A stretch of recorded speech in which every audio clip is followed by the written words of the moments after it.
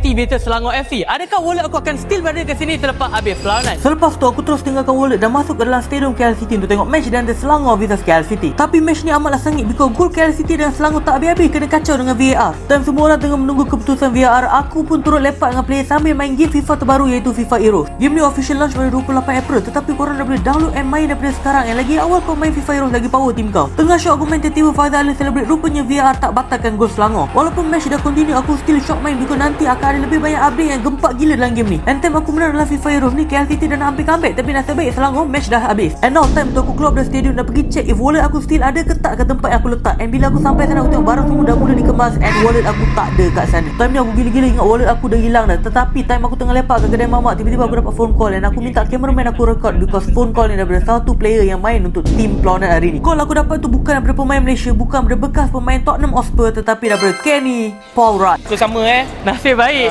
Kenny kata saya tersempar kat tepi sana tadi. nasib Keluar baik. daripada dressing room. Nasib baik Kenny tak bawa balik lah. Saya tengok kosong dah, sebab tu saya bagi balik.